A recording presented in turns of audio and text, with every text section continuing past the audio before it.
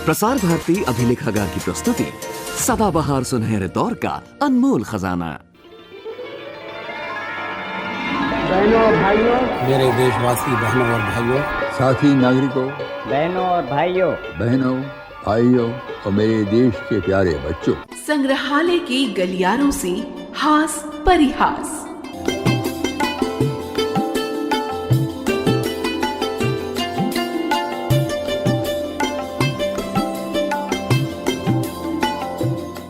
दोस्तों, अगर आज के जमाने में आप किसी से बात करें और क्या बात करें ये समझ ना आ रहा हो तो अक्सर और बताओ जैसा तकिया कलाम आपको बार बार सुनने को मिल ही जाएगा और ये सिलसिला रुकने का नाम ही नहीं लेता। थक हार कर दिल कहता है भाई सब तो बता दिया, अब और क्या बताएं। वैसे ये और बताओ कहने वाले आपसे जानना कुछ नहीं चाहते, वो तो बेचारे बस अपने तकिया कलाम की आदत से मजबूर है। उम्र भर वो कहते रहे हम तुम्हारे हैं, आज मालूम हुआ ये तो उनका तकिया कलाम था। वैसे तकिया कलाम कभी कभी आपको कटघरे तक पहुंचा सकता है। यकीन नहीं आता तो सुनिए ये हास्य लेख तकिया कलाम। तकिया कहते ही रुई से भरे उस मुलायम थैले की याद आ जाती है जिसे सिर के नीचे रखते ही नींद बिना बुलाए आ जाती है।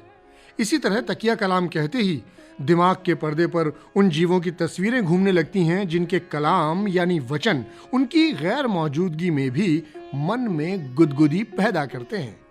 आप पूछेंगे आखिर ये लोग बात बात में अपने कलाम में तकिया क्यों लगाते हैं? जवाब में आपसे भी तो पूछा जा सकता है, आखिर आप अपने सिरहाने तकिया क्यों लगाते हैं? आपका जवाब होगा सिर को आराम देने के लिए। तो फिर आपके सवाल का जवाब भी यही है जनाब, सिर के बाद तकिए का सबसे अच्छा इस्तेमाल कलाम के लिए ही होता है। दरअसल तकिए का संबंध है ही सिर से, इसीलिए वो चाहे सिर के नीचे लगाया जाए या सिर से निकलने वाले कलाम के नीचे। आप सोच रहे होंगे कि कलाम मुंह से निकलता है या सिर से? ठीक है, कलाम मुंह से निकलता है, लेकिन कब? जब पहले उसकी गढ़ाई दिमाग के कारखाने में हो लेती है। और आप जानते ही हैं कि दिमाग का मुकाम कहीं और न होकर सिर के डब्बे में है। और जिस तरह स्ट्रेचर की सहायता से एम्बुलेंस गाड़ी से मरीज को निकाला जाता है, उसी तरह तकिया कलाम की मदद से विचारों को दिमाग के अंदर से बाहर लाया जाता है। आप चाहें तो इसे यूं समझ लें कि जिस तरह बैसाखी के सहारे लंगड़ा चलता है, उसी तरह तकिया कलाम की पतवार के सहारे बातचीत की नाव चला करती है। तकिया कलामों की तादाद बेशुमार है, जिनमें वे सब भी आ जाएंगे जिनका उच्चारण होते ही सुनने वाला या तो कानों पर हाथ रख लेगा या फिर जीभ को दांतों तले दबा लेगा। मेरे ख्याल से आप भी किसी न किसी तकिया कलाम के आदी जरूर होंगे, और नहीं होंगे तो ये हो नहीं सकता कि आपने ऐसे कलाम सुने ही ना हो। मैं याद दिलाता हूं और आप फौरन कह उठेंगे, हाँ मैंने इस तरह के तकिया कलाम सुने हैं। एक बहुत ही प्रसिद्ध तकिया कलाम है जो है सो। इसका अधिकतर प्रयोग ज्ञानी टाइप के लोग करते हैं। नमूना देखिए, पपीता जो है सो पेट के लिए बहुत गुणकारी है, भोजन के उपरांत इसका सेवन करने से जो है सो अपच दूर हो जाता है। पर ऐसा सुनने में आया है कि जो है सो अब पपीते के बीजों को सुखाकर काली मिर्च में मिलाकर बेचा जाता है। हरे हरे, दुनिया जो है सो कहां से कहां पहुंच गई। मेरे एक मित्र का तकिया कलाम जो है सो की जगह सिर्फ जो है रह गया है।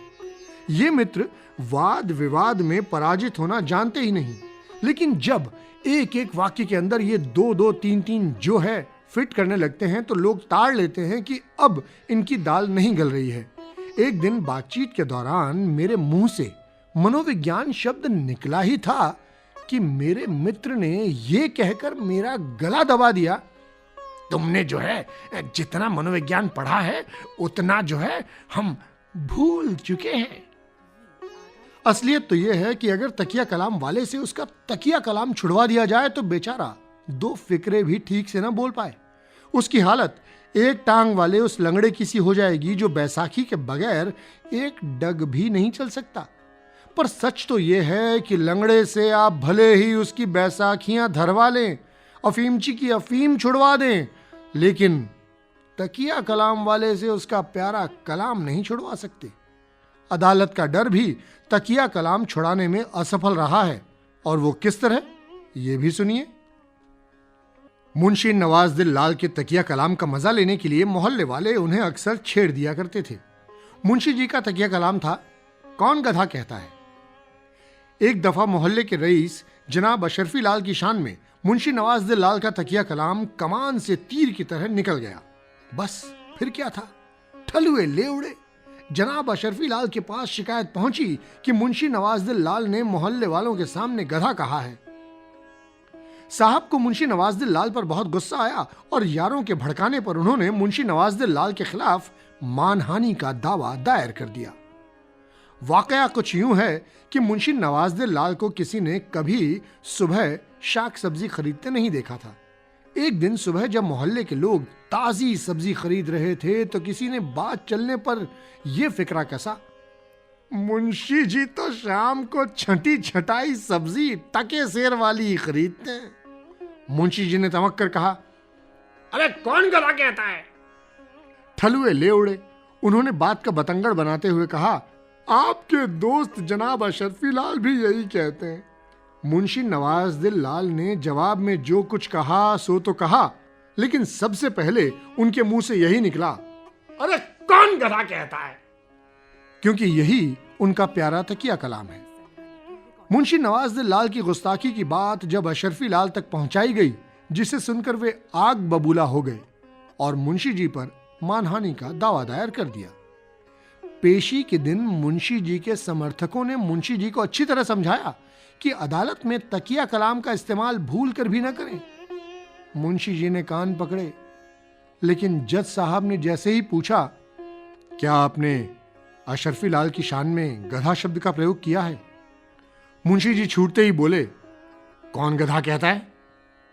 अदालत में सन्नाटा छा गया। जज साहब भी एक मिनट के लिए खामोश रहे। फिर उन्होंने जनाब अशरफी लाल को संबोधित करते हुए कहा, यह तो मुंशी नवाजुद्दीन लाल का तकिया कलाम मालूम देता है और तकिया कलाम के प्रयोग में मानहानि की कोई बात नहीं होनी चाहिए।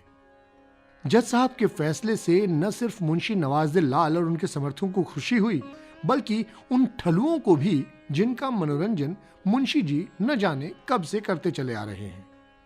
तकिया कलाम को लेकर कभी कभी गलतफहमी भी हो जाती है। बाबू भगवती प्रसाद की गिनती अच्छे वकीलों में है।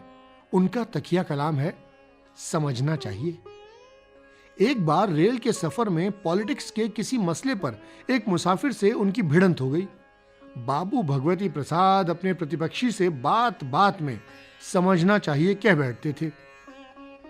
आखिर उस व्यक्ति से रहा ना गया और उसने कह ही दिया, आप खुद तो समझते नहीं हैं और मुझसे बार बार कहते हैं समझना चाहिए, समझना चाहिए। एक अध्यापक महोदय को है कि नहीं कहने की आदत थी। ज्योमेट्री के थ्योरम समझाते हुए जब जब वे है कि नहीं कहते, लड़के है के नारे के साथ कमरा गुंजा देते थे। यही नहीं, लड़कों ने गणित के इस अध्यापक का नाम ही है कि नहीं रख दिया था। एक दूसरे मास्टर साहब क्लास में पढ़ाते पढ़ाते बीच बीच में बाएं हाथ की हथेली पर दाएं हाथ के अंगूठे के बाद वाली उंगली यानी तर्जनी मारकर पूछा करते, इसका क्या नाम।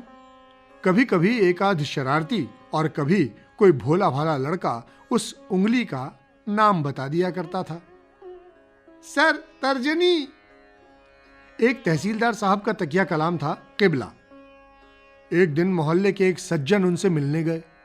तहसीलदार साहब उस वक्त घर पर नहीं थे और लौटे भी तो काफी देर से। उन सज्जन ने तहसीलदार साहब को देखते ही दांत निपोर कर कहा, हुजूर, बड़ी देर से आपका इंतकाल कर रहा था। तहसीलदार साहब भौंचक रह गए। एक मिनट मौन रहने के बाद उन्होंने उन सज्जन को फौरन विदा कर देना ही ठीक समझा। उन्होंने सज्जन से कहा, किबला, तशरीफ ले जाइए, मेरे पास वक्त नहीं है। वो सज्जन भी कुछ अड़ियल थे। उन्होंने कहा, अरे कितनी देर से तो आपका इंतकाल कर रहा था और अब आप कहते हैं कि समय ही नहीं है। तहसीलदार साहब को गुस्सा आ गया। उन्होंने कहा, किबला, फौरन तशरीफ ले जाइए, वरना कान पकड़कर निकाल दिए जाएंगे। लाचार सज्जन कमरे से निकल आए। फिर सोचा, तहसीलदार साहब ने गाली दी है, इसीलिए बदला लेता चलूं। उन्होंने कहा, देखिए तहसीलदार साहब, किबला अगर कोई अच्छी चीज है तो मैं किबला और मेरे घर वाले किबला, और अगर ये बुरी बात है तो आप किबला, आपके बाप किबला, आपकी माँ किबली। तहसीलदार साहब आगे कुछ कहते, इतनी देर में वो सज्जन वहां से सटक लिए। आमतौर पर तकिया कलाम का कोई बुरा नहीं मानता और न ही उसकी आलोचना की जाती है। पुराने जमाने में जिस तरह युद्ध के कुछ नियम थे, जैसे नाभि के नीचे प्रहार न किया जाए और प्रतिपक्षी के पास जब तक हथियार न हो तब तक उस पर हमला न किया जाए, उसी तरह वाद विवाद के भी कुछ नियम हैं जिनके बाहर जाना नियम विरुद्ध समझा जाता है। लेकिन कुछ अक्खड़ बहस मुहावसे में भी तकिया कलाम की भी काट करते हैं। जैसे ही प्रतिपक्षी के मुंह से यह तकिया कलाम निकलता है, थोड़ी देर के लिए मान लीजिए, वे उलट के कह बैठते हैं, अजी कमाल करते हैं, थोड़ी देर के लिए भी क्यों मान लें। इसी तरह माफ कीजिएगा कहने पर वे कह उठते हैं, आखिर आप ऐसी बात ही क्यों कहें कि माफी मांगने की नौबत आए। कहने की जरूरत नहीं है कि ऐसे आदमियों से तकिया कलाम वाले बहुत घबराते हैं। तकिया कलामों की तादाद बहुत है, लेकिन जो ज्यादा प्रचलित हैं उनकी सूची कुछ इस तरह से है, जो है सो है, जो है सो गोया। क्या समझे? नहीं समझे? सुनते हैं? मैंने कहा, है कि नहीं? क्या नाम? हुजूर आली, जनाब आली, ला हौल वला कुव्वत, वगैरह वगैरह। अजी और तो और, आजकल अंग्रेजी में भी बहुत से तकिया कलाम प्रचलित हो गए हैं, जैसे do you follow, follow me, और बेहद आम है यू सी।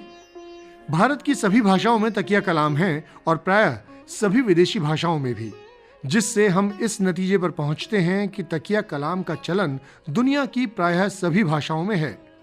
मेरे ख्याल से मेरे एक तकिया कलामी दोस्त का यह कहना ठीक है कि दुनिया के जिन देशों में सिर के नीचे तकिया लगाया जाता है, उन सब में तकिया कलाम का भी इस्तेमाल किया जाता है।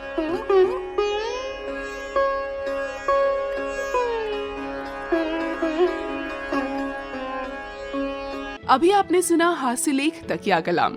लेखक थे श्री अंबिका प्रसाद मिश्र। वाचन था निधिकांत पांडे का। कंपेयर थी रेखा रानी। कार्यक्रम सहायक रवि कुमार सिंह और निर्मात्री रंगोली श्रीवास्तव। अपनी राय और अपने सुझाव हमसे साझा करने के लिए आप हमें ईमेल कर सकते हैं। हमारा ईमेल आईडी है archives@prasarbharati.gov.in।